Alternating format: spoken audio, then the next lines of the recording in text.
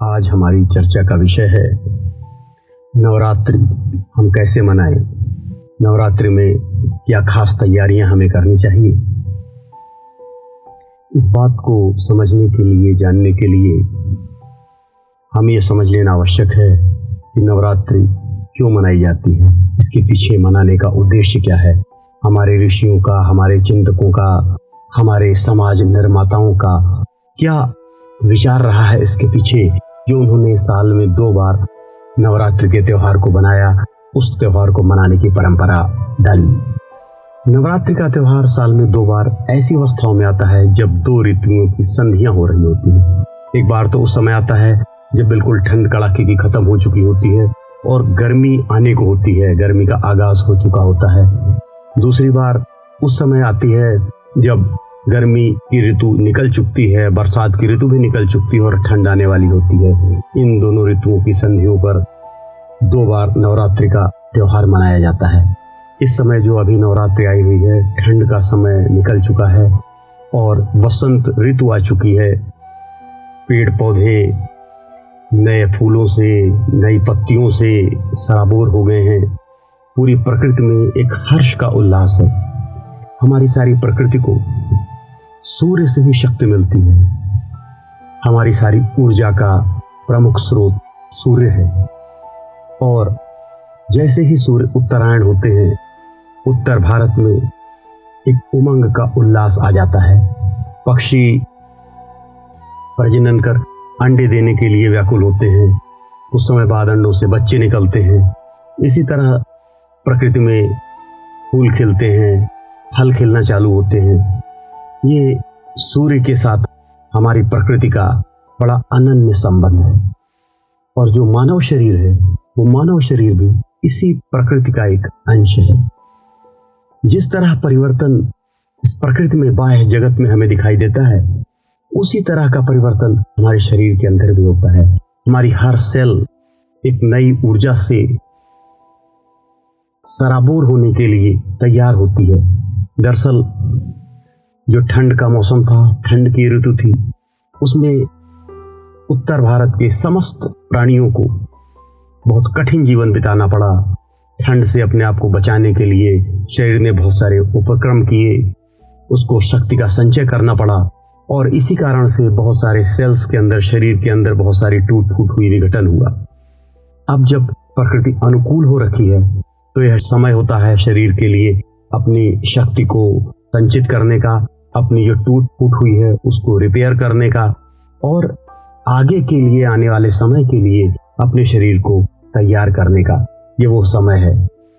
इस समय पूरी प्रकृति नए रूप में नहा रही है, तो हमारा भी उत्तरदायित्व है कि हम अपने शरीर को भी इस प्रकृति के साथ जोड़ें और यह प्रकृति जो नया करना चाहती है, हमारा शरीर जो नई ऊर्जा उत्पन्न करना चाहता है, अपने आप को प्रकृति के साथ जोड़ना चाहता है, उसमें हम प्रकृति का सहयोग करें। तो हम देखते हैं कि हमें क्या क्या करना चाहिए नवरात्रि में।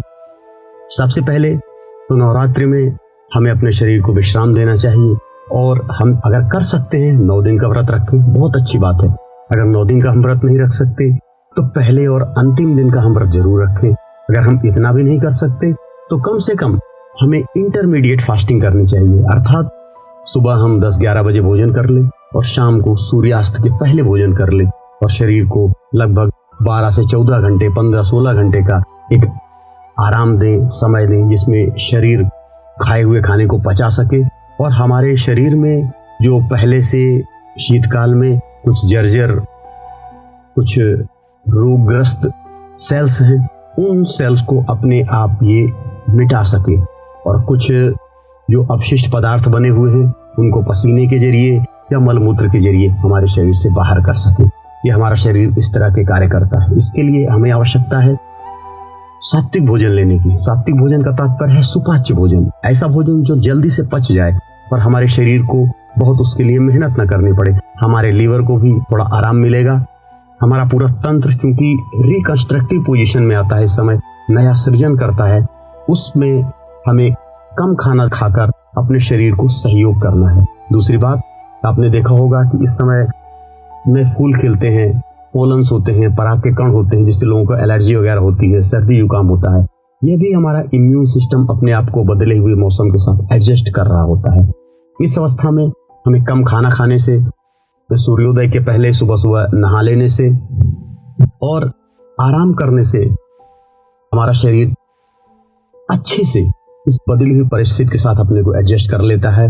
हमारा इम्यून सिस्टम बिल्कुल रिवाइज्ड हो जाता है, हमारा लिवर आराम पाता है और अपने शरीर से जो विषैले पदार्थ हैं, जो अपशिष्ट पदार्थ हैं, जो सेल्स की टूट फूट के कारण से उत्पन्न हुए मल हैं हमारे सेल्स के अंदर पड़े हुए हैं, उनको शरीर से बाहर निकाल देता है। तो ये काम हमें करना है। तो दूसरा महत्वपूर्ण काम हमें करना है वो है कि हम अगर डेली हवन कर सकते हैं बहुत अच्छी बात है। अगर हम डेली हवन न कर पाए किसी कारणवश तो पहले और अंतिम दिन हम हवन अवश्य करें।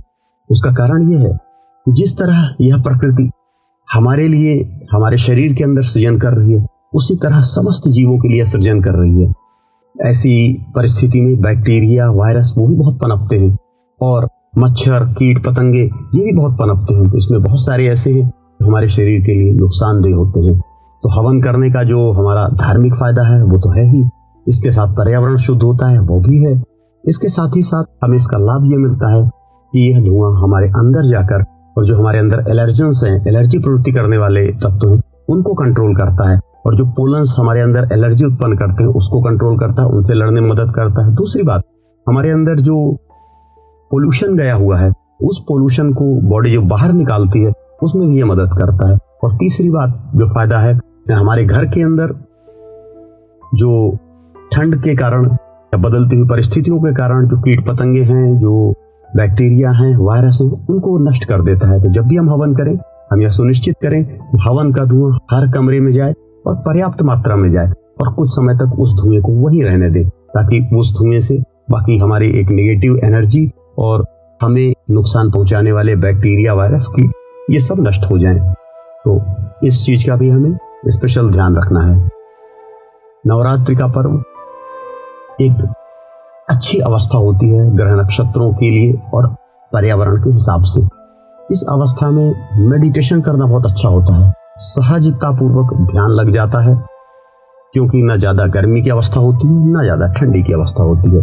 और इस अवस्था में जब हम मेडिटेट करते हैं, ध्यान लगाते हैं, तो हम अपने पूरे सिस्टम को एक तरह से सहयोग करते हैं कि वो हमारे स्वास्थ्य को संरक्षित करने में, हमारी आयु को लंबा करने में, हमारे हार्मोनल लेवल को ठीक करने में सहायता दे। तो मेडिटेशन से हमारा ध्यान एकाग्रचित होता है और जो हमारी चिंता, सोच, हाइपरटेंशन, बीपी, इनके कारण से जो केमिकल्स इम्बैलेंस हमारी बॉडी में उत्पन्न हो गया है वो धीरे धीरे बॉडी उसको ओवरकम कर लेती है। तो मेडिटेशन हम सुबह कर सकते हैं, शाम कर सकते हैं, और दोनों टाइम करें बहुत अच्छा है। नहीं तो सोने के पहले हम थोड़ी देर के लिए मेडिटेशन जरूर करें। इस मेडिटेशन करने का हमें बहुत फायदा होता है। और 9 दिनों के लिए जिस तरह से हम सात्विक भोजन कर रहे हैं, हम मेडिटेशन कर रहे हैं, हम हवन कर रहे हैं, तो हम एक बात का और ध्यान रखें कि इसमें इन दिनों हम अपने क्रोध पर नियंत्रण रखें। हम कोई नेगेटिव काम न करें, क्रोध न करें, अपने शरीर को शांत रखने का प्रयास करें।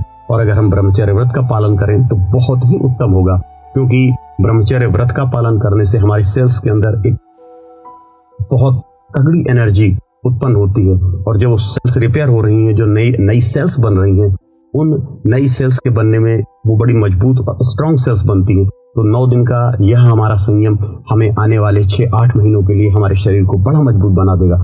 और हम अगर नवरात्र में, अगर साल में 2 बार नवरात्र आते हैं और दोनों नवरात्रों में अगर हम अपने शरीर का सहयोग करते हैं, प्रकृति के साथ अपने शरीर को हम समायोजित करते हैं, तो निश्चित ही हम 100 सालों तक स्वस्थ होकर जी सकते हैं।